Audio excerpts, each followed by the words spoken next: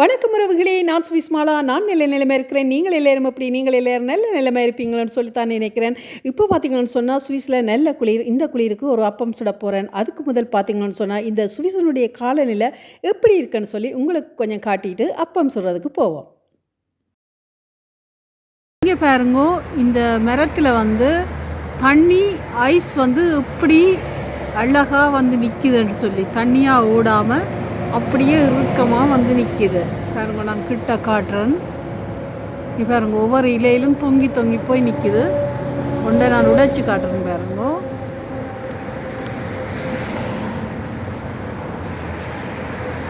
பாருங்க, நல்ல அழகா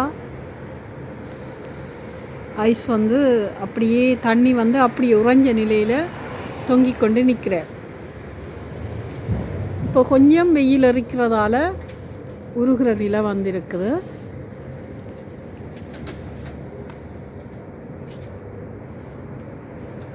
பாருங்க எப்படி தொங்கி கொண்டு நிற்குதான்னு சொல்லி.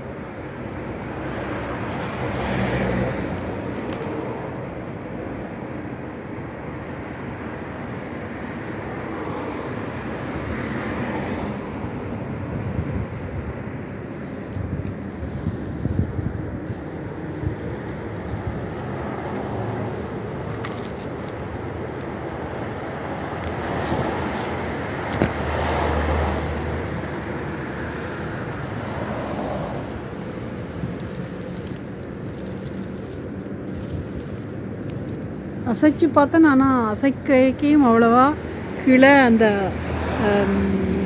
பனிக்கட்டிகள் விழுகிற மாதிரி தெரியல. பாருங்க, அப்படியே இலையோட அப்படியே உறைஞ்சி போய் நிற்கணும்.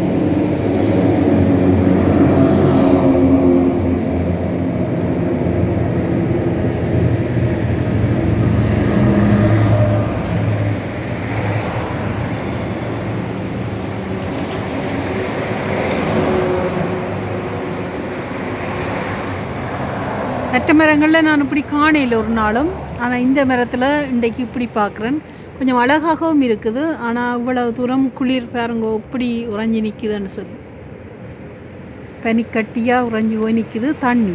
சுவிஸினுடைய காலநிலை எப்படி இருக்குன்னு சொல்லி உங்களுக்கு அழகாக காட்டியிருக்கிறேன். இப்படித்தான் சரியான கடும் குளிராக இருக்குது.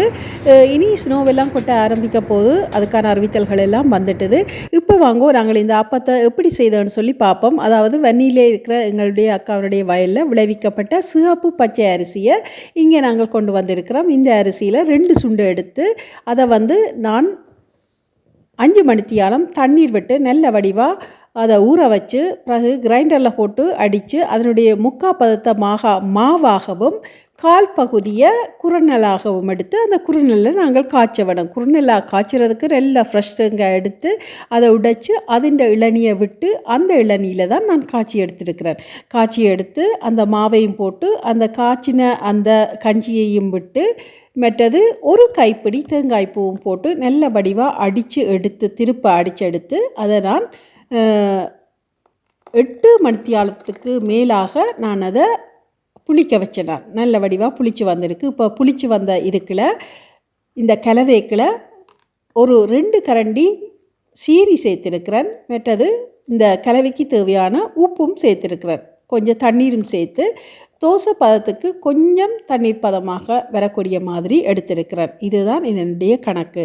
இப்போ இந்த மாவு ரெடியாக இருக்குது. இப்படித்தான் இந்த மாவை நான் தயாரித்தேன். நான் பாருங்கோ, அப்போத்த இந்த தயாரித்த இந்த மாவை நான் 2 மீசக்கரண்டி அளவில் மாவை எடுத்து விட்டு நல்ல வடிவாக சுட்டு கொண்டிருக்கிறேன். ஊரில் பார்த்திங்களன்னு சொன்னால் அப்பம் சுடுறது விறகடுப்பில் தான் கூடுதலாக சுடுவினோம். கீழே ஒரு அடுப்பு வச்சு விறகடுப்பு, அந்த விறகு அடுப்புக்கு மேலே தாச்சியை வச்சு அது அப்பத்தாச்சியை வச்சு அதுக்கு மேலே மாவெல்லாம் இப்படி விட்டு அதுக்கு மேலே பாலெல்லாம் விட்டு அதுக்கு மேலே ஒரு சூடான சட்டி வைப்பினோம். அதுக்குள்ளே பொச்சு மட்டை தணல்கள் எல்லாம் இருக்கும். அப்படித்தான் செய்வினோம். ஆனால் இங்கே கேஸ் அடுப்பை கூடுதலாக அப்பத்துக்கு பாவிக்கணும். என்னிட்ட கேஸ் அடுப்பு இல்லை, இப்படி ஒரு எலக்ட்ரிக் அடுப்பு தான். இந்த அடுப்பில் குறிப்பிட்ட பாத்திரங்கள் மட்டும்தான் வைக்க முடியும், வச்சு சுட முடியும். எல்லா பாத்திரங்களும் இந்த அடுப்புக்கு சரி வராது, அதில் வச்சு சமைக்க முடியாது. என்றபடியாக எங்கட வீட்டு அடுப்பு இப்படித்தான், இப்படியான ஒரு பாத்திரத்தில் தான் நாங்கள் சமைக்க முடியும். பாருங்க, அழகாக மேலே பாலை எல்லாத்தையும் விட்டுட்டு அதுக்கு கரும்பு சீனி தான் போட்டிருக்கிறேன். மேலே தூவினான் கரும்பு சீனி. சில பேர் பாலுக்குள்ளேயே சீனியை போட்டு நல்ல வடிவாக அந்த பாலை இனிப்பாக கலந்து எடுப்பினோம். ஆனால் நான் அப்படி செய்ய இல்லை. அந்த அப்ப பாலுக்கு மேலேயே அந்த சீனியை தூவி இதாண்டிருக்கிறேன். பாருங்கோ, இப்படித்தான் சீனியை எடுத்து அதுக்கு மேலே வடிவாக தூவி எடுத்திருக்கிறேன். நான் பாலுக்குள்ள சீனி கலக்கையில், ஆனால் அந்த அப்ப கலவைக்கில் மா கலவைக்கில் நான் 2 கரண்டி சீனி போட்டு தான் ஏற்கனவே கலந்துருக்கிறேன். ஏன்னு சொன்னால் அந்த கரையல் நல்லா அந்த முருகி ஒரு ப்ரௌன் கலரில் வரும். அதுக்காகத்தான் அந்த சீனியை சேர்க்கிறது. அதே நேரத்தில் நாங்கள் மேலுக்கு விட்ட இந்த பால் நல்லா அவிய வேணும். நான் மூடி எடுக்க இந்த பால் இப்படி அவிஞ்சு வர வேணும். ஆக ஓடுபட்டு பால் தேங்காய்ப்பால் தான் விட்டுருக்கிறேன். தேங்காய்ப்பால் ஓடுபட்டு திரியக்கூடாது. இப்படி நல்லா அவிஞ்சு வரணும். அப்போ தான் அதனுடைய சுவை நல்லா இருக்கும், மனமும் நல்லா இருக்கும். மனம் நல்லாத்தான் இருக்குது, சுவையும் நல்லாத்தான் இருக்கும் நினைக்கிறேன். இனித்தான் அதை நான் சுட்டு சாப்பிட்டு பார்க்க போகிறேன். பாருங்க, நல்ல வடிவாக அழகான ஒரு அப்பந்தான் வந்திருக்குது. எங்களோட ஊரில் பார்த்திங்கன்னு சொன்னால் கிறிஸ்மஸ் டைமில் எங்களோட அம்மா எங்களுக்கு அப்பம் சுடுவாள்.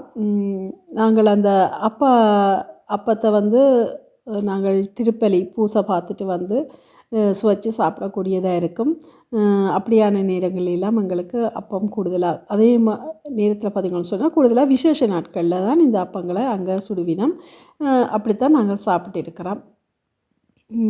அந்த அடுப்பு புகட்டில் அப்பம் சுட அந்த அடுப்பு புகட்டிலேருந்து அந்த அப்பத்தை எடுத்து சாப்பிட்றது பெரிய ஒரு ஆனந்தமாக இருக்கும், நல்ல ஒரு சந்தோஷமாகவும் இருக்கும். என்னென்னு சொன்னால் அந்த அப்பத்தினுடைய வாசனை அப்படியே வந்து கொண்டு இருக்கும். இப்போ இந்த வாசனை வரைக்கும் எனக்கு ஊர் ஞாபகம் தான் வருது. என்னென்னா அதே வாசனை அப்படியே அடிக்குது. என்றபடியாக இந்த அப்பக்கலவை நான் சரியாக செய்திருக்கிறேன் என்று தான் நினைக்கிறேன். பாருங்க, நல்ல வடிவாக வந்திருக்குது.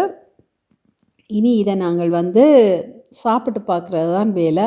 பாருங்கோ, கரையெல்லாம் நல்ல வடிவாக முருகலாக நல்ல வடிவாக புளிச்சு வந்திருக்குது. இதில் மெயின் என்னென்னு சொன்னால், நீங்கள் எவ்வளோத்துக்கு கூடுதலாக, நான் 8 மணித்தியாலம் தான் புளிக்க வச்சேன். நீங்கள் கூடுதலான ஒரு 10-12 மணித்தியாலம் கூட புளிக்க விடலாம். புளிக்க விட்டால் இன்னும் அப்பம் நல்ல சுவையாகவும் டேஸ்ட்டாகவும் வரும். ஊரில் பார்த்திங்கன்னு சொன்னால் சில பேர் இளநி விட்டு இந்த மாக்கலவையை கலப்பினம், சில பேர் கல் விடுவினம், கல் விட்டு புளிக்க வைப்பினம்.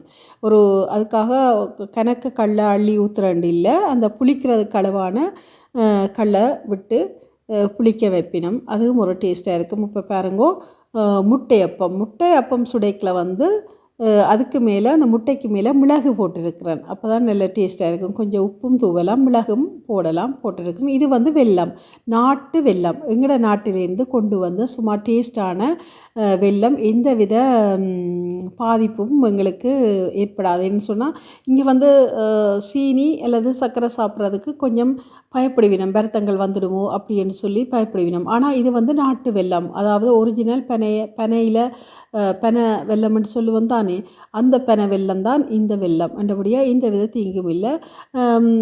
இதில் இன்னொரு கதை இருக்குதுன்னு சொன்னால், நான் நாட்டுக்கு போனால் இந்த வெள்ளை அப்பம் சாப்பிட்றது, அதாவது சர்க்கரை அப்பம் சாப்பிட்றதுக்காகவே சில ஸ்பெஷலான கடைகள் இருக்குது. அங்கே போய் நான் சாப்பிடுவேன், நல்ல டேஸ்ட்டாக இருக்கும். இன்றைக்கி நான் எங்களோட வீட்டிலேயே அந்த வெல்லத்தை இங்கே கொண்டு அழகாக சுட்டு எடுத்திருக்கிறேன்.